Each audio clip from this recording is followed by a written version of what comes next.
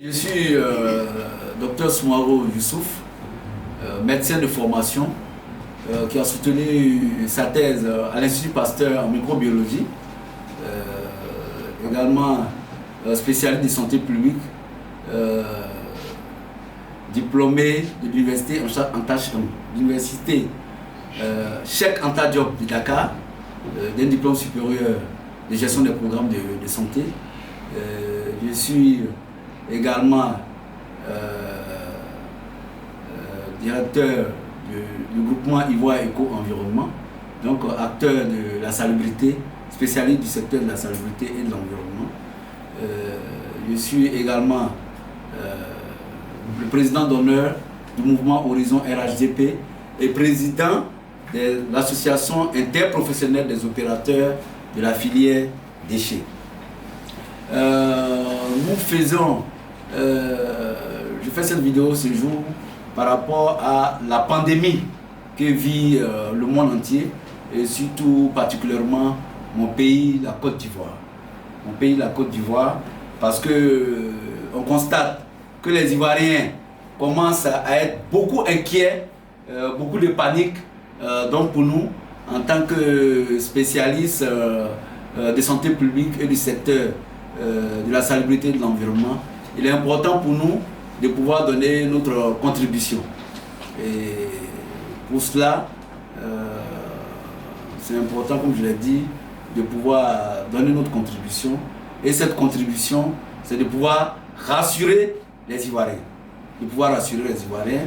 Nous savons bien que le gouvernement essaie et continue de rassurer les Ivoiriens, mais c'est important pour nous, en tant que spécialistes, en tant qu'acteurs, à apporter notre contribution véritablement à la lutte contre cette pandémie. Et je voulais de passage quand même saluer mes chers maîtres, à savoir le professeur de Somiret, le professeur en microbiologie, le professeur de Somiret, le professeur Kété, le professeur Ndouba et le professeur Mbeng, qui sont tous des spécialistes en microbiologie. Donc notre intervention de ce jour, je pense que si effectivement on estime qu'il y a quelques insuffisances, on a nos professeurs véritablement qui pourraient certainement corriger ces insuffisances qui pourraient se glisser dans l'exposé ou dans notre contribution de ce jour. Qu'est-ce que c'est que le coronavirus dont on parle tant? Il faut dire à la population que la population doit savoir, on doit tous savoir que ce virus-là, il n'est pas nouveau.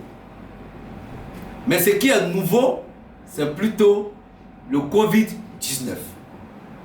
Sinon, on fait des grippes à Corona, on a fait des grippes à Corona, des petites maladies à Corona pour dire que le coronavirus n'est pas un virus qui est nouveau.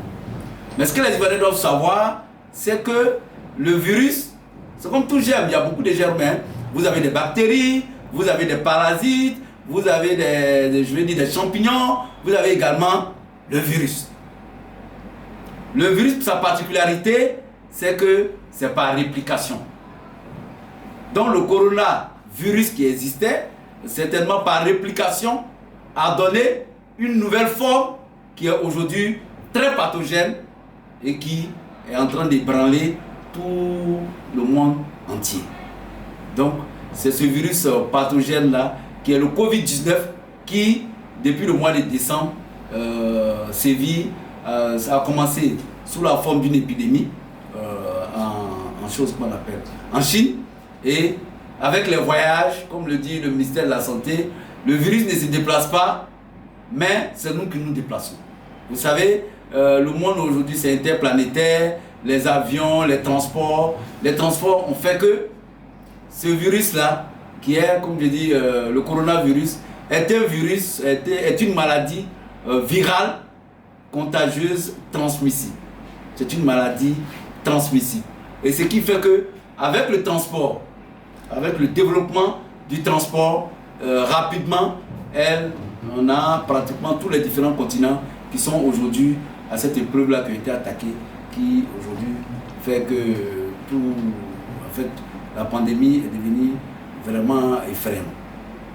Donc, pour dire que, pour me résumer, en termes de définition, le coronavirus est une maladie virale, infectieuse, transmissible, surtout le Covid-19 qui est aujourd'hui très pathogène et qui est en train de défrayer toute la chronique.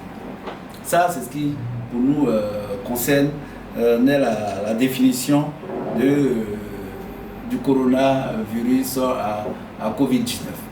On pourrait se demander quels sont les modes de transmission de cette maladie.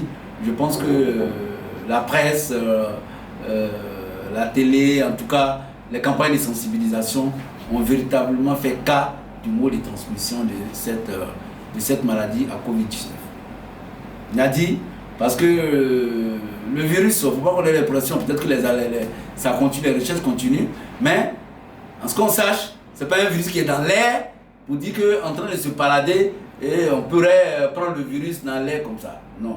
On a dit, le virus se transmet par des sécrétions. Donc ce qui se fait, ce qui dit, ce qui signifie que quand on parle, on peut contaminer quelqu'un qui est à moins d'1 mètre de nous. Quand on éternue, c'est pourquoi on nous dit d'éternuer dans le coude. Quand on éternue, puis c'est des sécrétions. Ça peut être buccal, ça peut être nasal, comme donc vraiment c'est par des sécrétions, des gouttelettes qui vont véritablement certainement projeter des gouttelettes sur quelqu'un et il va être contaminé, ou projeter des gouttelettes sur une surface qui pourrait être contaminée et que des gens pourraient toucher et faire contaminer leur entourage. Ça, c'est important à savoir. Donc, c'est sur cette base du mode de contamination que toutes les mesures préventives, on essaie de mettre en place des différentes mesures préventives. Ça, comment se transmet le coronavirus?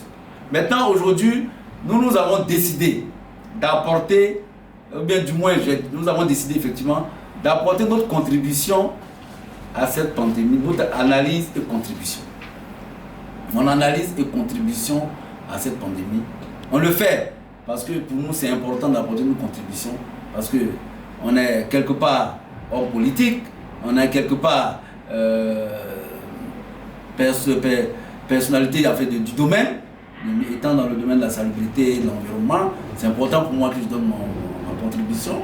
En tant que médecin, ayant soutenu à l'Institut Pasteur, en fait, dans un département de microbiologie, c'est important d'apporter pour moi, d'apporter ma contribution aux Ivoiriens. Parce que vraiment la panique générale auquel les Ivoiriens font face aujourd'hui, pour nous, on estime que il ne faille pas paniquer. Parce que c'est comme un devoir, hein. On donne un devoir à quelqu'un, vous parlez comme les enseignants, vous donnez un devoir. Quand on panique, on fait beaucoup d'erreurs et on fait beaucoup de fautes. Donc, nous, on essaie d'apporter notre contribution aujourd'hui pour interpeller les Ivoiriens et qu'on ne panique pas. On ne panique pas, mais il faut qu'on soit discipliné et responsable. Je pense que le gouvernement très tôt a pris des décisions. C'est pourquoi nous allons nous permettre ici de féliciter déjà le gouvernement, de féliciter le président de la République d'abord, qui dans un premier temps a réuni son conseil, un conseil de sécurité pour pouvoir arrêter un certain nombre de décisions. Et par la suite, il y a eu également le gouvernement qui a pris effectivement des décisions ou des orientations, des directives via le ministre de la Santé, le ministère de la Santé publique et de l'hygiène, donc qui sont tous qui ont donné des mesures préventives très tôt aux Ivoiriens. Et avant même que le Conseil de sécurité ne se réunisse, déjà au niveau de notre aéroport, des systèmes en fait, de contrôle avaient été mis en place pour prendre les températures de tous ceux qui rentraient effectivement dans le pays. Donc pour cela, nous en tout cas, on voulait déjà féliciter le gouvernement pour toutes ces mesures qui ont été prises pour protéger en tout cas la population. Quand on voit par exemple le Conseil de sécurité, parce que souvent les gens effectivement on a tendance à critiquer. Je pense que comme on a eu un environnement un peu politique aussi, les gens critiquent un peu certaines décisions du gouvernement ou du Conseil de sécurité. Par exemple, le Conseil de sécurité s'est réuni et a décidé, par exemple, nous allons commenter un peu les décisions qui ont été arrêtées par le Conseil de sécurité.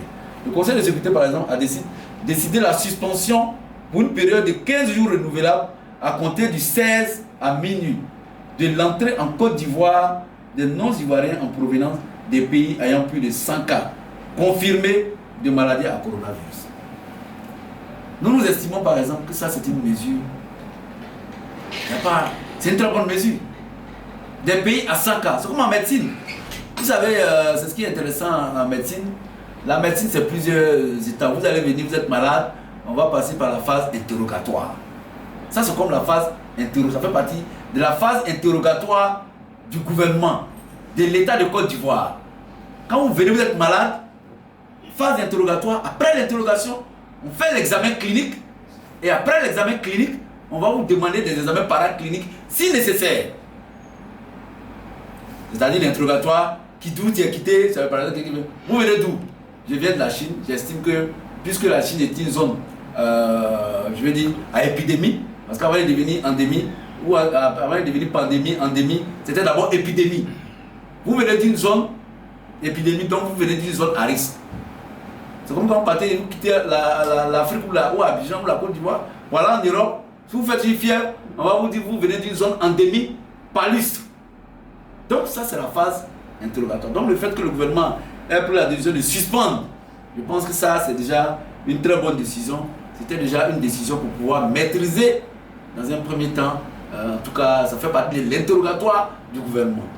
On nous dit renforcer le renforcement du contrôle sanitaire des frontières aériennes, maritimes, terrestres. C'est dans le même cas. On a mis des systèmes pour pouvoir contrôler la température dessous, puisque c'est une maladie dans ses manifestations cliniques.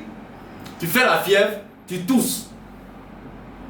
Manifestation clinique, faites la fièvre, vous toussez. Donc d'abord, la fièvre déjà est un premier signe d'appel. Sinon, ça ne veut pas dire que tous ceux qui font la fièvre font le corona.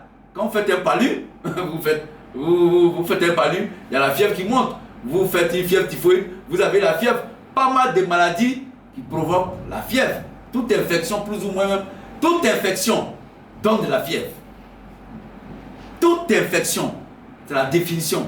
La fièvre là, ça veut dire tu es infecté. Donc, l'infection, elle peut être bactérienne, l'infection, elle peut être parasitaire, l'infection, elle peut être virale. Donc, pour tout ça, on a dit renforcer les mesures sanitaires aux frontières, donc ça rentre dans le même cadre d'interrogatoire du gouvernement qui était une décision très bonne. Mise en quarantaine des suspects et des contacts des malades dans les centres réquisitionnés par l'État. C'est ce que je viens de dire tout à l'heure. Vous savez, dans l'interrogatoire, le premier signe d'appel, on dit c'est pas lui. Tu es venu à l'aéroport, on a vu que tu crois chauffe. Tu fais une fièvre élevée. On te prend, on te met en quarantaine pour le temps de faire les différents examens et voir quelle est l'origine de ta fièvre. Donc, voilà un peu pourquoi on prend ta température. Donc, est-ce que c'est une fièvre qui est liée à une maladie bactérienne ou bien c'est un palu ou c'est un... Bon, bref, on verra, on va voir. Effectivement, on va te permettre de faire le dépistage et te rendre, une fois que tu es négatif. Et quand tu es positif, ça ne veut pas dire... Parce que ça aussi c'est important à savoir. Être positif à la maladie à coronavirus ne veut pas dire que tu ne peux pas guérir. C'est comme l'infection virale à VIH. Vous savez, l'infection virale à VIH, il y a le VIH1, il y a le VIH2. C'est comme quelqu'un qui fait une infection à VIH, il a eu, puisqu'elle est transmissible par voie sexuelle ou par voie sanguine. Maintenant, par voie sanguine du moins. Donc du coup, le gars, la personne, il a eu son rapport, il a eu sa contamination aujourd'hui, et puis il vient faire son dépistage à J7 ou à J8 ou à J-3 mois. Il sera négatif. Il sera négatif. Mais ça ne veut pas dire qu'il n'est pas infecté. Parce que pour pouvoir détecter dans son sang qu'il fait le VIH, il faut on le soit au moins peut-être certainement à 3 mois et puis après il est venu faire son examen 3 mois après.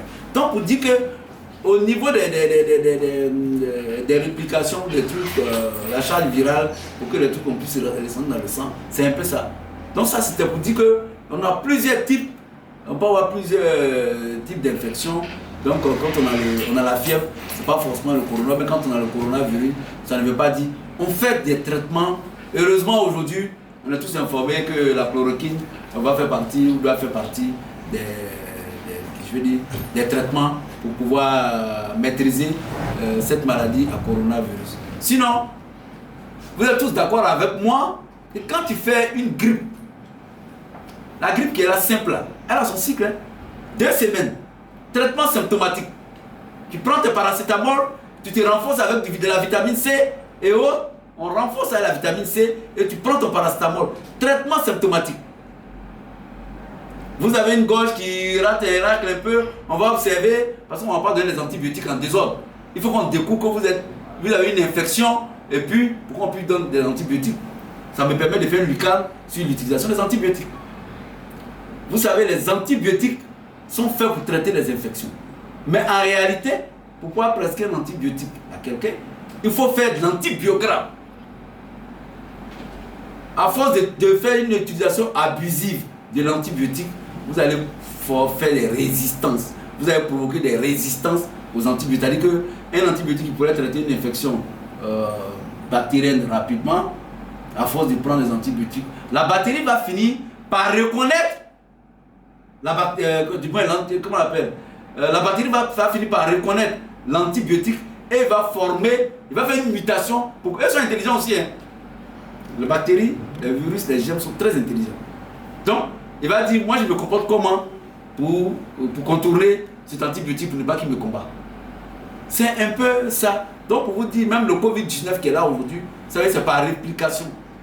On vous dit aujourd'hui que le récepteur, c'est parce que pour pouvoir développer une maladie, il faut que le germe là, il trouve un endroit où il va se poser.